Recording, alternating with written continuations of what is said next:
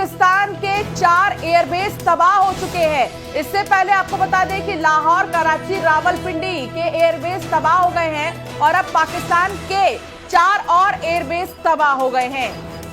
तो पूरी तरह से रेस्ता नाबूद कर दिया जाएगा, ये प्रण लिया गया है। और इसी बीच ये बड़ी जानकारी कि 4 एयरबेस तबाह किए गए हैं पाकिस्तान के। कितनी भी कोशिशें पाकिस्तान कर ले वो नाकाम ही रहेगा, सफल नहीं हो पाएगा, ये सीधा संदेश है। ये बड़ी जानकारी इस वक्त आपको दे रहे हैं कि 4 एयरबेस तबाह किए गए हैं।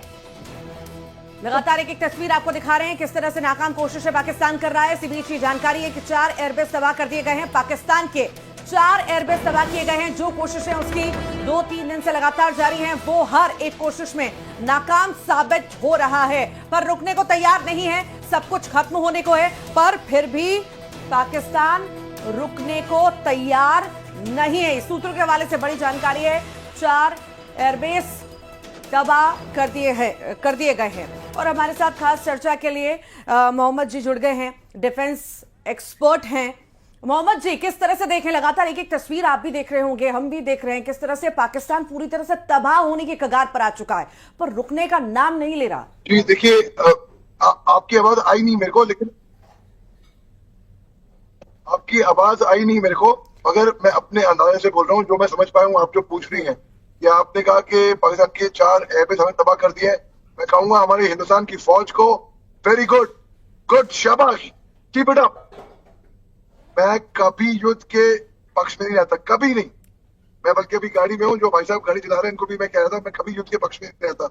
लेकिन इस बार जिस तरीके से पाकिस्तान ने हमको उकसाया है, उन्हें भीख मांग मांग के बोला है, और मेरे को मारो, अब पिटना चाहते हैं, हम तबाह होना चाहते हैं, किस स्थिति में है नहीं पाकिस्तान, कोई स्थिति में है नहीं। मोहम्मद शाह अली जी, जैसा कि आपने कहा कि आओ मुझे मारो, पाकिस्तान कह रहा है, वाकई में एक बात बताइए, आतंकी ठिकानों पर अगर हमला किया जाएगा तो क्या उसका जवाब नागरिकों को मारने की कोशिश होगी? क्या पाकिस्तान उकसा रहा है? अब मेरे को ना एक नई चीज समझ में आई। कल तक हम सब सोच रहे थे कि पाकिस्तान की सरकार, उसके ऊपर पाकिस्तान की सेना है ना। अभी मुझे समझ में आया है, पाकिस्तान की सरकार, उसके ऊपर उनकी सेना है, सेना के ऊपर उनके उग्रवादी हैं, आतंकवादी हैं, दहशतगर्दी हैं, जो सेना पे हुक्म चलाते हैं। कभी देखा है जनाजे पे फातिहा पढ़ते हुए आखिरी राइट्स में पाकिस्तान के मिलिट्री के ऑफिसर वर्दी में कंधा दे रहे हैं? कभी देखा? कहीं दुनिया में किसी ने देखा नहीं होगा। आतंकवादियों के, जब आतंकवादी मर गए तो पाकिस्तान की सेना, तो यानी कि पाकिस्तान की सेना भी ये कीदड़ों की फौज है, कीदड़ों की। कभी देखा है कोई किसी फौज को सिविलियनों पे हमला करते हुए? ना। इन्होंने कहा कि पलटवार जवाबी कार्रवाई करेंगे। अरे जवाबी कार्रवाई कहां पे करेंगे? हमारे हिंदुस्तान में कोई टेररिस्ट के लॉन्च पैड है क्या? या तो फौज पे करोगे या तो सिविलियंस पे करोगे। फौज के छू करने की तो हिम्मत तो है नहीं। भारतीय सेना यूं धूल चटा देगी इनको। तो सिविलियन पे कर रहे हैं मासूम जी। जिहादी सेना, जिहादी मुनीर मानने को तैयार नहीं है। वो देख रहे हैं कि उनके यहाँ पर सब कुछ खत्म हो रहा है, पर सभी को कंट्रोल करने में लगे हैं। चाहे वहां की सरकार हो, चाहे सेना हो, सभी को भड़काने का काम तो वो शुरू से करते आए हैं। पुलवामा के समय हमने देखा था कैसे उन्होंने साजिश रची थी और सब कुछ तहस नहस किया था, पर मुंह तोड़ जवाब भी उनको मिला था। पर अभी जैसी स्थितियां हैं, अभी भी उनका यही दावा है कि हम नहीं रुकेंगे, हमारे पास पर्याप्त चीजें हैं, हम चलते रहेंगे और इसी तरह से हमला बोलते रहेंगे।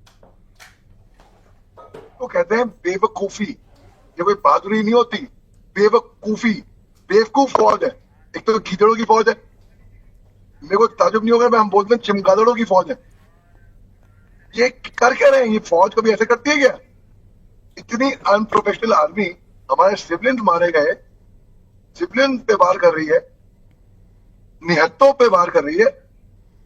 अरे कायर है इनका चीफ जो है ना, जनरल आसिम मुनीर, 1 नंबर का बुज़दिल, कायर, 1 नंबर का। जनरल आसिम मुनीर को एक संदेश देता हूं मैं, हिंदुस्तान का भूतपूर्व मेजर मोहम्मद अली शाह, पाकिस्तान के chief of army staff general Asim Munir को यह संदेश पहुंचा रहा है आपके माध्यम से, तुम और तुम्हारी सेना थर्ड रेट क्या, उससे भी गैर गुजरी पत्थर कितनों की फौज पाल रखी है। ठीक ठीक है, मोहम्मद शाह अली जी आप बने रहिए हमारे साथ। आशीष चतुर्वेदी जी हमारे साथ जुड़ गए, डिफेंस एक्सपर्ट, और शैलेंद्र हमारे साथ संवाददाता इस वक्त। सबसे पहले शैलेंद्र के साथ कुछ लोग मौजूद हैं, एक बार शैलेंद्र जल्दी से रिएक्शन।